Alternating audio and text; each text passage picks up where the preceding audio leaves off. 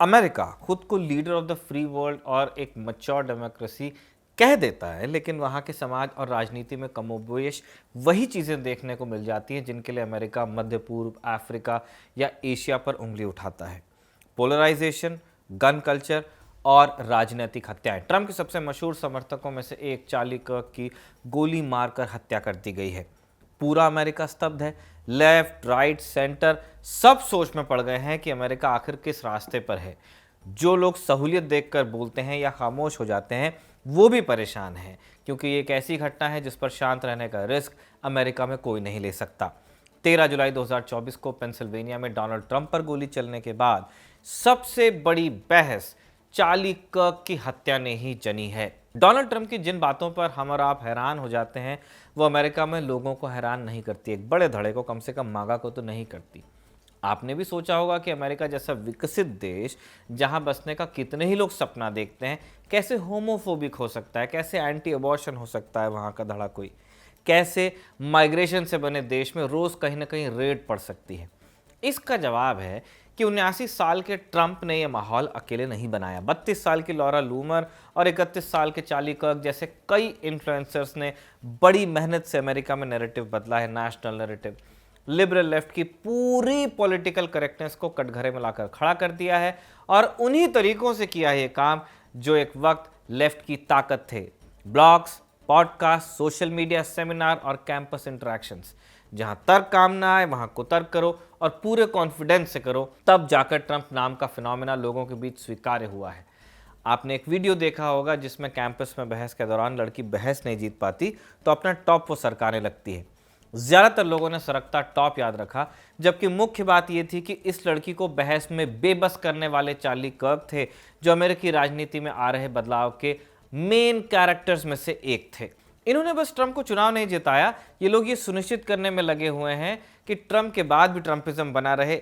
इसलिए जो Trump Elon Musk की नहीं सुनते वो लॉरा लूमर की सुनते हैं, चार्ली कर्क की सुनते थे।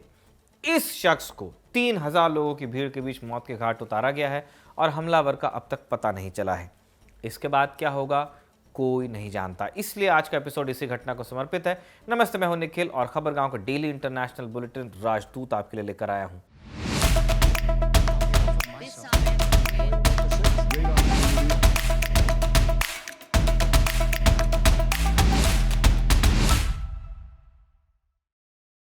10 सितंबर की दोपहर अमेरिका की यूटा यूनिवर्सिटी कैंपस में एक टेंट लगा था। व्हाइट टी शर्ट पहने चार्ली कर्क स्टेज पर थे। आसपास उनके मैगा कैप पहने कुछ लोग थे। इर्द गिर्द लगभग 3000 छात्र थे। पूरे कैंपस में खोला न्योता था कि आओ और बहस करो, प्रूव मी रॉन्ग। कुछ स्टूडेंट्स पास की बिल्डिंग से खड़े होकर उन्हें सुन रहे थे। सेशन की शुरुआत हुई। ऑडियंस में से किसी ने ट्रांसजेंडर्स को लेकर सवाल पूछा कि पिछले 10 सालों में कितने ट्रांसजेंडर अमेरिकियों ने मास शूटिंग की। चार्ली ने जवाब दिया, बहुत सारे। फिर भीड़ ने तालियां बजाई और फिर सवाल आता है कि अमेरिका में पिछले 10 सालों में कितनी मास शूटिंग हुई। कर्क ने फिर एक स्मार्ट जवाब देने की कोशिश की कि गैंग वायलेंस को गिनना है या नहीं। चार्ली ने माइक नीचे किया ही था कि गोली चलती है। वो झटके से पीछे हटते हैं और बाई ओर गिर पड़ते हैं। सिक्योरिटी गार्ड्स आते हैं। चार्ली के गले से खून बहता दिखता है उन्हें और चार्ली को तुरंत हॉस्पिटल ले जाया जाता है, लेकिन उनकी जान बचाई नहीं जा सकती है। इस पूरी घटना का वीडियो सोशल मीडिया पर वायरल हुआ। खबर व्हाइट हाउस तक पहुंच गई। फोन और कंप्यूटर स्क्रीन पर खबरें फ्लैश होने लगी। शाम करीब 4:40 पर ट्रूथ सोशल पर अमेरिकी राष्ट्रपति का एक पोस्ट आया। उन्होंने लिखा, लेजेंडरी चार्ली कर्क नहीं रहे। अमेरिका में युवाओं के दिल को चार्ली से बेहतर कोई नहीं समझ सकता था। मौके पर एजेंसीज ने 2 लोगों को हिरासत में भी लिया, क्योंकि ऐसा देखने में आया था कि जब ये घटना हुई उसके बाद कुछ लोगों ने रूफटॉप से भागने की कोशिश की थी, लेकिन अभी तक की जांच में कोई चीज़ पुष्ट नहीं हो पाई है। इन लोगों को भी संभवतः छोड़ दिया गया है। ट्रंप के सोशल मीडिया पोस्ट के बाद चार्ली के कई वीडियो सोशल मीडिया प्लेटफॉर्म्स पर तैरने लगे। ट्रंप, डेमोक्रेट्स, रिपब्लिकन सब इस हत्या पर दुख जता रहे हैं। अमेरिका के पूर्व राष्ट्रपति और डेमोक्रेटिक पार्टी के लीडर बराक ओबामा ने भी चार्ली की हत्या पर ट्वीट किया है। एक्स पर लिखा है कि हमें अभी तक ये पता नहीं चला है कि चार्ली कर्क को गोली मारने वाले व्यक्ति की मंशा क्या थी, लेकिन इस तरह की घिनौनी हिंसा के लिए हमारे लोकतंत्र में कोई जगह नहीं है। मिशेल और मैं आज रात चार्ली के परिवार के लिए, खासकर उनकी पत्नी एरिका और उनके 2 छोटे बच्चों के लिए प्रार्थना करेंगे। यूटा के गवर्नर स्पेंसर कॉक्स ने इसे पॉलिटिकल असैसिनेशन कहा है। घटना के बाद जांच भी शुरू हुई। एफबीआई और एटीएफ ने जब तहकीकात की तो 2 लोगों को सस्पेक्ट माना गया, अरेस्ट भी किया गया, हालांकि बाद में छोड़ दिया गया। एफबीआई के मुताबिक उनका इस हत्या में कोई हाथ नहीं था। अभी भी चार्ली कर्क का हत्यारा खुलेआम घूम रहा है और जांच चल रही है। चार्ली कर्क के जाने के शोक में अमेरिकी झंडों को 14 सितंबर की शाम 6 बजे तक झुकाने का आदेश दिया गया है। एक राजकीय शोक होगा ये। एक 31 साल का नौजवान इतना ऊपर कैसे उठा? आप जानते हैं कि सरकार में 2 तरह के लोग हो जाते हैं ताकतवर। एक होते हैं चुने हुए प्रतिनिधि, राष्ट्रपति, प्रधानमंत्री, गवर्नर। इनके बाद नंबर आता है नौकरशाहों का। चार्ली कर्क दोनों में से कुछ नहीं थे। वो थे एक इन्फ्लुएंसर, लेकिन इंस्टाग्राम वाले नहीं। वो वाकई व्हाइट हाउस तक पहुंच और असली इन्फ्लुएंस रखते थे, लोगों पर भी, नेताओं पर भी। न्यूयॉर्क टाइम मैगजीन को चार्ली ने बताया था कि वो ट्रंप के पहले कार्यकाल में 100 से ज्यादा बार व्हाइट हाउस गए थे। वॉशिंगटन में बने व्हाइट हाउस तक शिकागो का यह लड़का सिर्फ 25-26 की उम्र में पहुंच गया था। 14 अक्टूबर 1993 को जन्मे चार्ली की मां एक मेंटल हेल्थ काउंसलर हैं और पिता आर्किटेक्ट। 17 साल की उम्र में चार्ली ने एक रिपब्लिकन सीनेट उम्मीदवार के अभियान में वॉलंटियर के तौर पर काम शुरू किया। तब उन्हें कोई जानता नहीं था। चार्ली ने सबसे पहले ध्यान तब खींचा जब उन्होंने एक न्यूज़ वेबसाइट के लिए एक आर्टिकल लिखा। ब्राइटबार्ट न्यूज़ के लिए लिखे उस आर्टिकल में उन्होंने लिखा कि उनके स्कूल की किताबें लिबरल आइडियाज से भरी पड़ी हैं। आर्टिकल छपा तो एक बिजनेसमैन और टी पार्टी एक्टिविस्ट की नज़र चार्ली पर पड़ी। ये टी पार्टी क्या होती है? दरअसल टी पार्टी आंदोलन 2007 में अमेरिका में शुरू हुआ था। यह आंदोलन खास तौर पर सरकार का खर्च कम करने, टैक्स घटाने, देश का कर्जा कम करने जैसी बातों को बढ़ावा देने के लिए था। यानी एक कंजर्वेटिव मूवमेंट है, जैसा चार्ली को पसंद भी था। बिल मॉन्टगोमरी नाम के इन्हीं एक्टिविस्ट ने चार्ली को कॉलेज छोड़कर पॉलिटिक्स में आने को कहा और इसके लिए बिल ने चार्ली को कुछ पैसे भी दिए। पैसों की मदद से चार्ली ने 18 साल की उम्र में टर्निंग पॉइंट यूएसए नाम का एक ऑर्गेनाइजेशन शुरू किया। ये कंजर्वेटिव यूथ ग्रुप है। इसे बहुत सारा पैसा दान में मिलता है। ये ग्रुप कॉलेज जा जाकर इवेंट्स करता है, वोटिंग के लिए स्टूडेंट्स को रजिस्टर कराता है और उन्हीं कॉलेज से कंजर्वेटिव स्पीकर्स को फिर बुलाया जाता है। अपनी हत्या के वक्त चार्ली टर्निंग पॉइंट यूएसए के मंच पर ही थे।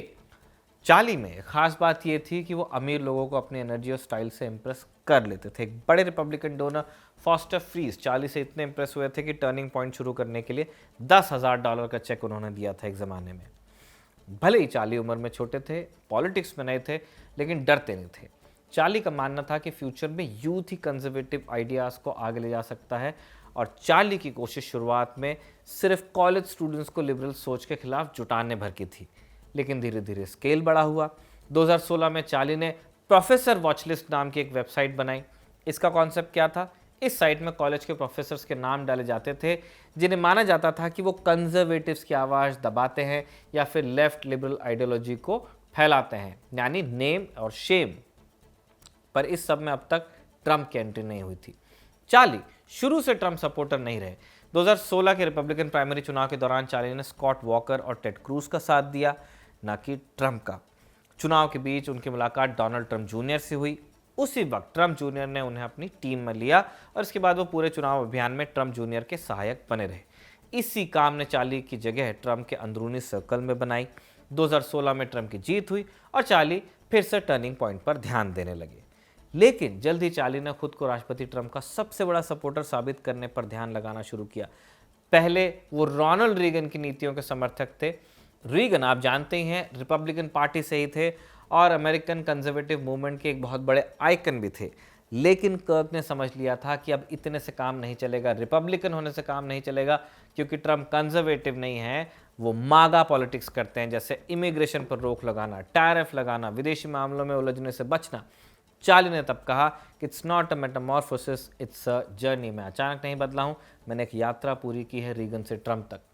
साल 2019 आया, चार्ली ने एक नया ग्रुप बनाया, टर्निंग पॉइंट एक्शन। इसका मकसद था डेमोक्रेट्स को हराना और ट्रंप के करीबी रिपब्लिकन्स को आगे बढ़ाना। फिर आया कोविड-19 का दौर, जिसने चार्ली को और भी फेमस बनाया। वो दिन में कई पॉडकास्ट करने लगे। मास्क रूल्स और कोविड के जगह से स्कूल बंद होना, चार्ली इनके खिलाफ नजर आए। आए दिन चार्ली फॉक्स न्यूज़ पर दिखते, वहीं से ट्रंप की नज़र उन पर पड़ी और ऐसे एक शाम न्यूज़ शो में चार्ली ने कोविड के मैनेजमेंट को लेकर एक लाइन कह दी जो खूब उछली, the cure can not be worse than the disease. इलाज बीमारी से ज़्यादा खतरनाक नहीं हो सकता। ट्रंप को ये लाइन इतनी पसंद आई कि उन्होंने खुद भी इसे बार बार इस्तेमाल किया। आने वाले सालों में चार्ली ट्रंप के पक्के साथी बने। 2020 चुनाव में धांधली होने के ट्रंप के दावों को उन्होंने बार बार दोहराया और जेडी वांस को ट्रंप का उपराष्ट्रपति उम्मीदवार बनाने की भी वकालत की। साल 2020 में उन्होंने द मागा डॉक्ट्रिन नाम की एक किताब भी लिखी जो बेस्ट सेलर रही।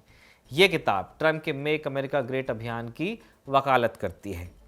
ट्रंप के लिए उनकी वफादारी कभी डगमगाती नहीं दिखी। 2020 का चुनाव हारने के बाद रिपब्लिकन पार्टी में ट्रंप का असर एक समय के लिए कम हुआ। अब जैसे जैसे वो अपनी पॉलिटिक्स को सॉलिडिफाई करते जा रहे हैं, पर्सनल लाइफ में भी आगे बढ़ रहे हैं। इसी साल एरिका फ्रांसवे से शादी करते हैं जो रियल एस्टेट एजेंट होने के साथ साथ एक पॉडकास्टर भी हैं।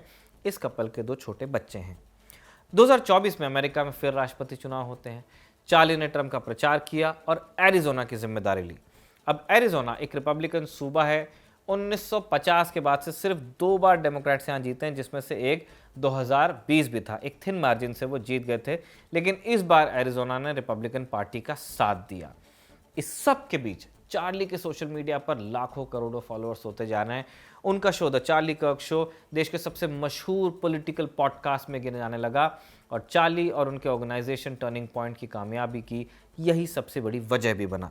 जिस बहस से सबसे ज्यादा पोलराइजेशन होता, उसी को वो ऑनलाइन और ऑफलाइन डिबेट्स में बदल देते थे। ट्विटर पर वीडियोस करते थे, रील चलती थी। उनकी एक और मशहूर पेशकश थी प्रूव मी रॉन्ग, जहां कोई भी आकर उनसे उल्टी राय रख सकता था और फिर चार्ली से उस टॉपिक पर बहस कर सकता था। अब बहस करने वाले तो यूएस में 50 हैं, चार्ली कैसे अलग हुए? चार्ली कर्क की सबसे बड़ी ताकत थी कन्वर्सेशन को डोमिनेट करना और सामने वाले को तर्क उत्तर से डिसार्म करना। आवाज ऊंची किए बिना, गुस्सा हुए बिना लंबे समय तक धारा प्रभाव बोल सकते थे, बहस कर सकते थे। कॉन्फिडेंस ऐसा था कि वो यूनिवर्सिटी कैंपस में जाकर प्रूव मी रॉन्ग नाम से सेशन करते थे। एक तर्क लेकर कैंपस में घुसते और उस पर बहस करने के लिए कोई भी आ सकता था, कर्मचारी, स्टूडेंट या प्रोफेसर। क्रॉस क्वेश्चन की भी छूट रहती थी। फिर भी अक्सर जीत चार्ली की होती थी और इसकी कुछ मिसालें हम आपको दे देते हैं। 20 सितंबर 2024 को चार्ली टर्निंग पॉइंट के को-फाउंडर विवेक रामास्वामी के साथ यूनिवर्सिटी ऑफ पिट्सबर्ग गए। यहाँ उनका प्रूव मी रॉन्ग सेशन हुआ। जीन नाम की लड़की बहस के लिए चार्ली और रामास्वामी के सामने आई। जीन का कहना था कि चार्ली अपने यूट्यूब पर एडिटेड कंटेंट डालते हैं और वो उनकी चीज़ों से सहमत नहीं है, जैसे अबॉर्शन का समर्थन न करना, प्रो लाइफ वाली बात है। रामास्वामी और चार्ली ने इस महिला से तर्क मांगे, फैक्ट्स देने को कहा। यह भी कहा कि हम तो आपसे संवाद करने आए हैं।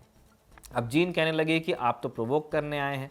तब चार्ली और रामास्वामी की ओर से कहा गया कि यहाँ माइक रखा है, आप अपनी मर्जी से बात करने आगे आई हैं, ऐसे में आप कैसे कह सकते हैं कि हमने आपको प्रोवोक किया। जब जीन के पास तर्क नहीं बचे तो उसने भीड़ के बीच कैमरों के सामने अपना टॉप नीचे सरका दिया। चार्ली का मानना था कि जीन ने ऐसा इसलिए किया ताकि उनकी वीडियो यूट्यूब पर बैन हो जाए। जो भी हो, यह साफ था कि जीन के पास कहने को कुछ खास नहीं बचा था, इसलिए उसने ऐसा किया था। फिर एक वीडियो और है जिसमें चलती बहस में चार्ली ने एक लड़की से पूछ लिया कि पहले ये बताओ कि औरत होती क्या है, व्हाट इज अ वुमन। अब बहस जो हो रही थी वो एक तरफ रह गई, लड़की के सामने आ गई गुगली और चार्ली को तब ये कहने का मौका मिल गया कि यूनिवर्सिटी में लाखों खर्च करके भी इन्हें नहीं मालूम कि औरत होती क्या है। बहस क्या है उससे फर्क नहीं पड़ता। चार्ली को भरे बाजार में उसे जीतना आता था और इसी बल पर वो बहुत सारी ऐसी बातें बोल जाते थे जो पॉलिटिकल करेक्टनेस के भार तले दबे लोग कभी नहीं बोल सकते। चार्ली खुलकर अबॉर्शन और बर्थ कंट्रोल पिल्स के खिलाफ बात करते थे, खुद को प्रो लाइफ बताते थे। यहाँ तक की बातें आपको अमेरिका के कंजर्वेटिव मूवमेंट में और लोगों से भी सुनने को मिल जाएगी। चार्ली कहाँ तक जा सकते थे उसकी बानगी अब आगे देखिए। उन्होंने कहा था कि 30 साल से ऊपर की महिलाएं डेटिंग लायक अट्रैक्टिव नहीं रहती। बर्थ कंट्रोल की दवाइयाँ औरतों को चिड़चिड़ा और गुस्सैल बनाती हैं। एक बार एक प्रो चॉइस यानी अबॉर्शन का सपोर्ट करने वाली महिला ने चार्ली से पूछा कि अगर आपकी 10 साल की बेटी का रेप हो जाए और वो प्रेग्नेंट हो जाए तो क्या आप चाहेंगे कि वो बच्चा पैदा करे? इस पर चार्ली ने जवाब दिया कि हाँ, बच्चा पैदा होगा। गन कल्चर को लेकर चार्ली का क्या कहना था वो जानिए। चार्ली का कहना था कि अगर हमें अपनी बाकी की आज़ादियां बचानी है तो सेकंड अमेंडमेंट भी ज़रूरी है और इसके बदले में अगर हर साल कुछ लोगों की मौत भी हो जाती है तो ये सौदा बुरा नहीं है। विडंबना यह है कि जब उनकी गोली मारकर हत्या की गई तब भी वो गन कल्चर को लेकर ही सवाल का जवाब दे रहे थे। अब आते हैं चार्ली और भारत पर। 2 सितंबर को ही उन्होंने एक्स पर एक ट्वीट किया। ये ट्वीट चार्ली ने अमेरिका में काम कर रहे इंडियन प्रोफेशनल्स के कॉन्टेक्स्ट में लिखा था। बोले कि अमेरिका को भारत से और ज़्यादा वीज़ास की ज़रूरत नहीं है।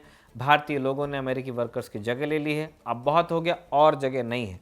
हमें अब अपने लोगों को प्राथमिकता देनी चाहिए। उनकी ये टिप्पणी H1B वीज़ा की आलोचना करने वाले कंजर्वेटिव के साथ जुड़ गई। इसके अलावा चार्ली ने अपने पॉडकास्ट में ऑपरेशन सिंदूर को लेकर भी बात की थी। चार्ली ने तब कहा था कि भारत और पाकिस्तान युद्ध की कगार पे हैं। पाकिस्तान पूरी तरह मुस्लिम देश है, याद रखिए वहीं बिन लादेन को पनाह दी गई थी और वो हमेशा चालाकी से खेलते आए हैं। भारत मेजरली हिंदू देश है और दोनों देश एक दूसरे को पसंद नहीं करते। पाकिस्तान की परमाणु धमकियों को उन्होंने खाली धमकी बताया था और आखिर में अमेरिका के इस लड़ाई के बीच में आने पर उन्होंने कहा कि ये हमारी लड़ाई नहीं है। हो सकता है हम थोड़ा भारत के पक्ष में खड़े हों क्योंकि वो इस्लामी आतंकवाद का जवाब दे रहे हैं, लेकिन इससे ज़्यादा हमें कुछ नहीं करना चाहिए। अमेरिका को इस विवाद में नहीं पड़ना चाहिए। ट्रंप पर गोली चली, किस्मत ने उन्हें बचाया, लेकिन चार्ली की मौत हुई। ऐसे में अमेरिका में मागा और कंजर्वेटिव आइकन्स की सुरक्षा पर सवाल खड़ा हो रहा है। लोग पूछ रहे हैं कि क्या मागा के लोगों को अपनी राय की कीमत जान देकर चुकानी पड़ेगी। अमेरिका में पॉलिटिकल वायलेंस का वैसे भी इतिहास रहा है। राष्ट्रपति केनेडी, मार्टिन लूथर किंग जैसे बड़े बड़े नेता इसका शिकार हुए हैं। हाल के सालों में वायलेंस और बड़ी है और दोनों पार्टी के लोगों के लिए बड़ी। 2021 में ट्रंप समर्थकों ने अमेरिकी संसद जहां पे है कैपिटल हिल, उस पर हमला किया था। उस साल सांसदों को 9,600 से ज़्यादा धमकियां मिली थी। 2022 में सैन फ्रांसिस्को में स्पीकर नैन्सी पेलोसी के पति पर हथौड़े से हमला हुआ। वहीं न्यूयॉर्क के गवर्नर पद के उम्मीदवार ली जेल्डिन को चुनावी रैली में चाकू मारने की कोशिश हुई। 2025 में हालात और बिगड़े। पेंसिल्वेनिया के गवर्नर जॉश शापिरो के घर में आग लगा दी गई और मिनेसोटा में 2 डेमोक्रेटिक सेनेटर्स और उनके परिवार पर गोली भी चली। अमेरिका को अब रुककर सोचना होगा कि सहमति असहमति का फैसला वो कैसे करेगा, संवाद से या बंदूक से। इतना तय है कि इस हत्या के नतीजे एक्सट्रीम हो सकते हैं। अगर हत्या के पीछे लिबरल सोच या लिबरल स्टेक होल्डर्स का हिंट भी मिल जाता है तो ये उनकी क्रेडिबिलिटी को लंबे समय तक खत्म कर देगा। और अगर कोई कॉन्स्पिरेसी थ्योरी सच हो जाती है कि इसके पीछे मागा या रिपब्लिकन स्टेक होल्डर्स ही थे, तो अभी जारी आइडियोलॉजिकल कन्फ्यूजन और बढ़ जाएगा। कुल मिलाकर अमेरिका के लिए ये वक्त अच्छा नहीं है। इसी के साथ चार्ली कर्क की हत्या वाला अध्याय हम करते हैं कंक्लूड। जैसा हमने अपने दर्शकों से वादा किया था, हमारी एक टीम फिलहाल नेपाल में है। जब हम आपसे बात कर रहे हैं तब अभिषेक यादव और ऋषिकेश काठमांडू में हैं। उन्होंने हालात का जायजा लिया। क्या कुछ देखा, आप सुनिए। इस वक्त शाम के 6:30 बजे हैं और आज काठमांडू में ये कर्फ्यू का तीसरा दिन है। अभी जो समय है उस टाइम पे कर्फ्यू में थोड़ी सी छूट दी गई है। लोग अपनी ज़रूरी सामान खरीदने के लिए, दवा हो या फिर फल सब्जी, तो वो खरीदने के लिए अभी बाहर निकले हुए हैं। तो अभी स्थिति बहुत सामान्य सी दिख रही है, लेकिन दोपहर में, सुबह से लेके दोपहर तक का जो समय था वो उतना अनुकूल नहीं था। मीडिया भी रिपोर्ट्स अपने होटल के अंदर से कर रही थी। वो बाहर अगर निकल रहे थे तो कुछ मौके ऐसे भी आए जब मीडिया और वहाँ की जनता के बीच में झड़प हुआ, जब मीडिया वालों को जनता ने दौड़ाया। स्पेशली एंटी इंडिया सेंटिमेंट्स बहुत ज़्यादा यहाँ पे देखने को मिल रहा है जब हम यहाँ लोगों से बातचीत कर रहे हैं, और इसी का प्रभाव इंडियन मीडिया के ऊपर अटैक के रूप में देखा जा रहा है। कई सारे वीडियोस आपने देखे। तो इस वक्त यहाँ के यही हालात हैं। अभी भी ऐसा लग रहा है कि शहर के फ़िज़ा में कुछ पक रहा है, पूरे नेपाल के फ़िज़ा में, क्योंकि अभी तक कोई आधिकारिक रूप से कोई एक नाम सामने नहीं आया है प्रधानमंत्री के रूप में, अंतरिम प्रधानमंत्री के रूप में, जिस पर सबकी सहमति बनी हो। कल से ये पूरी खबर चली कि जो जस्टिस थी सुशीला कार्की, उनके नाम पे सबकी सहमति बनती जा रही है। बालेन शाह खुद उनका नाम आगे कर रहे हैं, लेकिन अभी शाम से हालात बिल्कुल बदले हैं। कई नेताओं का समर्थन बालेन शाह को है, वो उन्हें कह रहे हैं कि आप लीड लीजिए। वहीं कई सारे जो नेता हैं, जेनजी नेता, वो ये कह रहे हैं कि सुशीला कार्की ईमानदार हैं, इसलिए उनको आगे आना चाहिए। अभी अगर देखें तो मुख्य रूप से 3 नाम की सबसे ज़्यादा चर्चा है। बालेन शाह जो काठमांडू के मेयर हैं, उसके बाद दूसरी नाम सुशीला कार्की हैं, और तीसरे नाम किमिंग घिसान हैं जो कि यहाँ के लाइटमैन भी कहे जाते हैं। तो अभी इन 3 नामों के बीच लगातार चर्चा हो रही है। अब सुशीला कार्की के नाम पे इसलिए थोड़ा सा असहमति बन रही है लोगों के बीच में, नेताओं के बीच में, क्योंकि कहा जाता है कि वो भारत समर्थक ज़्यादा हैं। और जैसा कि हमने आपको बताया कि जब हम यहाँ लोगों से बातचीत करते हैं तो उनका ये कहना है कि जो कुछ भी ये घटनाक्रम हुआ बीते 4-5 दिनों में, उसके पीछे भारत सरकार का हाथ है, भारत के इंटेलिजेंस का हाथ है। तो ये इस वक्त फ़िलहाल यहाँ के मौजूदा हालात हैं। अभी तक 34 लोगों की मौत हो गई है विभिन्न रिपोर्ट्स के मुताबिक। और ऐसी झड़प रात भर चलती रही, कल रात भर झड़प होती रही, जिसमें एक खबर ऐसी भी आई कि अ, ये नेपाली आर्मी और जो कैदी हैं उनके बीच भी एक झड़प हुई, जिसमें गोलीबारी में 3 लोग मारे गए, 3 कैदी मारे गए। तो अभी भी भारी हिंसा तो नहीं हो रही है, लेकिन हिंसा पूरी तरह से थम गई है, ये अभी कहा नहीं जा सकता। और कब तक नॉर्मलसी आएगी अभी कुछ भी स्पष्ट नहीं है। और इन सब के बीच में ये सहमति बननी बहुत ज़रूरी है कि प्रधानमंत्री के चेहरे के नाम पे किनकी सहमति बनती है, किनके नाम पर सहमति बनती है। नेपाल में जो बीते दिनों प्रदर्शन हुए, स्पेशली जिसका केंद्र काठमांडू रहा, इसके पीछे दुर्गा परसाई का सबसे ज़्यादा नाम लिया जा रहा है। और सूत्रों के हवाले से जो खबरें आ रही हैं कि अंतरिम प्रधानमंत्री तय करने के लिए जो मीटिंग्स हो रही हैं, उसमें दुर्गा परसाई भी शामिल हो रहे हैं। और फेसबुक पोस्ट करके उन्होंने ये कहा भी कि बलेन शाह या सुशीला कार्की में से अगर कोई भी नेतृत्व करने के लिए आगे आते हैं तो उन्हें वो नेतृत्व स्वीकार होगा। ये तस्वीर उन्होंने पोस्ट की थी आर्मी चीफ के साथ। तो ये एक पूरी स्थिति है। अब यह देखना होगा कि बलेन शाह या सुशीला कार्की में से कौन इस नेतृत्व को स्वीकार करने के लिए आगे आता है, क्योंकि समर्थक दोनों तरफ से बोल रहे हैं। फिलहाल एकदम पूरा शांत दिखेगा आपको यह शहर। ये जो पीछे आप इतना मूवमेंट देख रहे हैं, वो कर्फ्यू में थोड़ी छूट देने की वजह से 2 घंटे का जो छूट है उसकी वजह से दिख रहा है, नहीं तो ये सारा आपको सन्नाटा पसरा हुआ दिखता। तो आगे जो भी अपडेट्स होंगे यहाँ से हम आपको खबरगांव पे पहुँचाते रहेंगे। बहुत बहुत शुक्रिया। तो ये था आज का राजदूत। इसे लिखने में मदद की थी रिया ने और इरशाद ने इसे रिकॉर्ड किया था। आप देखते रहिए खबरगांव।